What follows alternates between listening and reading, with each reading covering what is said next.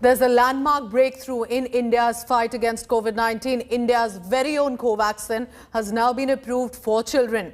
Clearance for the path for children from 2 to 18 years now to be vaccinated.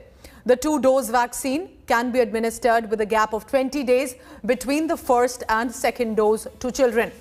Comorbid children may get first priority for the jab. The move will also boost full reopening of the schools. Covaxin, remember, has already been proven of adequate safety and efficacy for those above 18.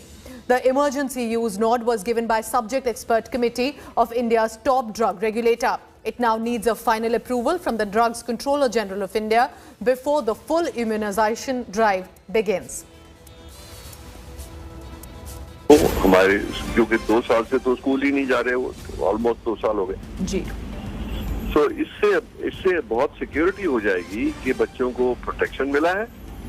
और जो third wave में हम सोच रहे थे कि शायद ये बच्चों के माध्यम से अडल्ट्स को भी इन्फेक्शन फैलेगा, तो सबको ही प्रोटेक्शन मिलेगी, बच्चों को ही नहीं अडल्ट्स को भी मिलेगी, बुजुर्गों को भी मिलेगी। तो ये तो एक तो इंडिया में बनी है, ये तो इसके लिए तो हमें वैसे ही एज एन इंडियन गर्व है कि ऐसा यहाँ पे इतनी बायोटेक्नोलॉजी बढ़ गई है।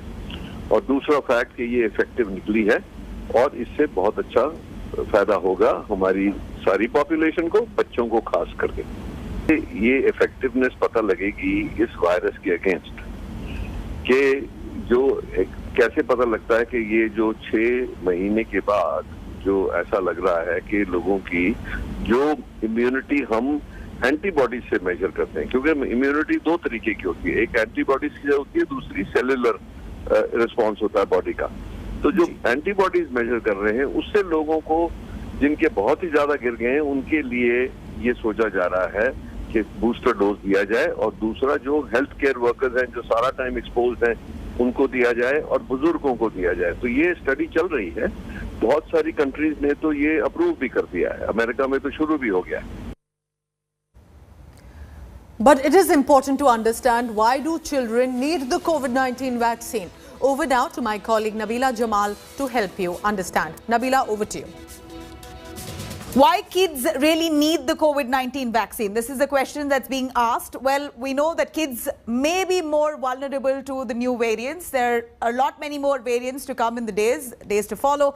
Possibly, the vaccine could only save them.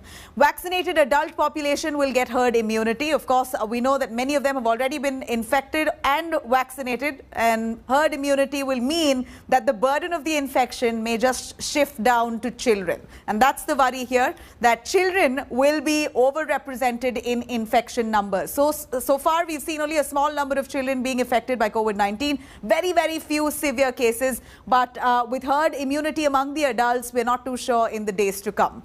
While here, we're looking at infection numbers among kids, of course, so far that is low. But over time, delaying vaccine for kids or delaying kids' immunization here could really make them virus reservoirs, which makes it all the more necessary for parents to consider getting their kids vaccinated at the earliest. And now over to my colleague Sahil Joshi. He's joined by Maharashtra's COVID Task Force member, Dr. Rahul Pandit. Over to you, Sahil. Well, Pooja, you know that the Maharashtra was the worst affected state during the COVID's first and the second wave. The maximum numbers came from Kerala and Maharashtra. And the Maharashtra government had also declared that they will be preparing for the third wave as well. And the COVID task force had expected that the third wave may hit children more than that of the adult population, because the adult population is vaccinated, children are not, and that is the reason why the pediatric wards in the COVID centers were also developed, and there was a special pediatric task force was also developed by the Maharashtra government. But this new development of allowing Covaxin to start for the children from age group 2 to 18, is it going to be a good news for the parents, because the schools yet have not started in Maharashtra. I'm joined by Dr. Rahul Pandit. He is the member of the Maharashtra COVID task force. At the same time, Supreme Court had appointed a special task force during the oxygen shortage in the second wave. He is also a member of the national task force. Dr. Pandit, thank you for joining me on India Today. The first question, of course, how much is it a good news for the parents? You think that the children from age group 2 to 18 should be vaccinated as early as possible so that even schools can be started in the primary section? Good afternoon, Sahil. And I think it's an extremely positive news. There is no question about that. However, we need to understand it's just that the subject expert committee has given an approval. There is still a long way for the Covaxin to be completing the whole approval process, where the DCGI needs to give the final nod, then the NTACI needs to decide how it's going to roll out. And that's when it will sort of be available as an appointment on the COVID app is what I believe. And that's when children will be able to get the vaccine. So it's, I think, a few more steps before we can actually say that it's now really been administered to the children. But from the parents' point of view, from doctors' point of view, healthcare workers' point of view, it's a welcome news. We were really concerned about the population, which was the vulnerable population, pediatric age group, which is 12 to 18. Generally, we believe that below 12 years of age, they had some protection from the natural thymus gland, which they have. But now that the vaccine has been rolled out across 2 years to 18 years, and the trial which was conducted had 3 age groups, 2 years to 6 years, 6 years to 12 years, and 12 years to 18 years. I think it's a very, very welcome news that the approval has now come from the subject expert committee. We need to wait for the final nod from DCGI. And once that comes in, we need to get our stakeholders in this, which is the pediatrician. Pediatricians across our country have run a very, very successful national immunization program for the pediatric children. Right. And we should have them handhold into this program so that we can roll it out successfully. Well, Dr. Pandit, you have been part of the task force, and you know that even in the adult population, there was a skepticism with respect to the vaccination.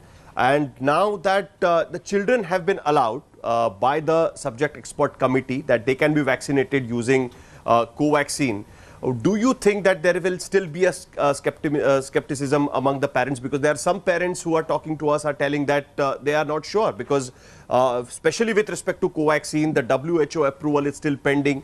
They are in talks with WHO. They have made their presentation. And now that they have been given permission to vaccinate children from 2 to 18, what is your take on that, and what do you think that the governments will do in such situation? It's a natural thing for the parents to actually have any doubts in the mind. There is no doubt about it that most parents will have some sort of thought process behind that. But I can assure one thing, that the government of India is not going to approve anything which is going to be dangerous for its own population. Similar sort of a hesitancy and questions were raised when the adult vaccination program for COVID-19 started, and similar questions may be raised now as well. But the subject expert committee, the DCGI, will have access to the safety monitoring data as well. And unless and until they are completely convinced about it, they would not give the next go-ahead. The second thing about WHO giving an approval, I think that is in process. I was on another news channel some time ago listening to the Honorable Minister of State for Health, Bharti Pawarji, and she definitely mentioned there that this process is ongoing, and we should be getting the approvals as soon as the process gets completed. So I believe that we have a very strong vaccine which has been made in India vaccine, and we should be supportive, and we should be having a good confidence on our scientists who have produced it. And trust me, no government would roll out a vaccination program which would be harmful for their own citizens. So with that, I would say that we just have to wait for the DCGI not to come. Well, sir, do you think now that this will start the process of reopening schools and activities for children as well? Because even today, it's been 2 years now, the children have yet not attended school. Now the schools have started only for the secondary section. The primary section is still far away from opening up at this point of time. Will this help in reopening process? Because this will be the first vaccine for the children of that age group as well. So will this help, and how does the school play role in this? Because a lot of state government officials have said that once the vaccine for the children come, the school's role is going to be really important. Look, I think one needs to understand that overall going to school is an important aspect for a child's development. So one of the things which was stopping them was that they were actually a vulnerable population. Once we get people vaccinated, that means all children attending school as well as all the staff who are adult staff who are there in the school, right from the headmaster, the principal to the housekeeping staff. If everybody is vaccinated, you create a reasonable amount of safe environment for the children to go there. So this step will definitely help in reopening of the schools. We will have to be though smart enough to actually roll it out in a way where we first target the vulnerable population which is already attending the school. So probably the higher secondary students who are going right now to the school will have to be offered the vaccine first. Also, there is a good amount of population amongst the children who are immunosuppressed. Children who have kidney disease, children who are on dialysis, children who have leukemia or any other pediatric cancers which are prevalent, people who are on chemotherapy. I think those are the children we will have to prioritize first because they are at an extreme risk of contracting disease. And unfortunately, if they do contract, they are at a risk of actually having a severe form of disease. So I think the first motto of any vaccination program is to save lives. And that's what we should do. We should try and save life of the vulnerable population, the high-risk population. And of course, the vaccine will follow for every children between the 2 years to 18 years of age. But that will have to be in a staggered way so that we cover up the high-risk population first. Right. So before winding this interaction, just a small take from you. Any side effects you fear that the vaccine might have, and injection-based vaccine? Do you think that for the children, nasal vaccine would have been more helpful? So side effect, honestly speaking, I haven't seen the data. This approval has just come in a couple of hours ago, as we all know. We need to look at the data, but I don't believe there was any side effect which was highlighted in the news feed, which I have at least seen now. But I would wait for the final papers to come out so that we can actually study it a bit more. Look, we would always be wishful that you don't give any pain to our children and have a nasal vaccine delivered. But even that is in process. But I think what we have right now is good enough. A lot of vaccinations which are done in children right now are injection-based vaccine already. It's not like we are not giving an injection-based vaccine to the children. And we should welcome this. We should wait for the safety to be assessed by the DCGI and the final not to be given. And then we should welcome it and have as I said before, the pediatricians are major stakeholders here. They are the ones who are actually going to convince the parents and we're going to talk to the parents as well.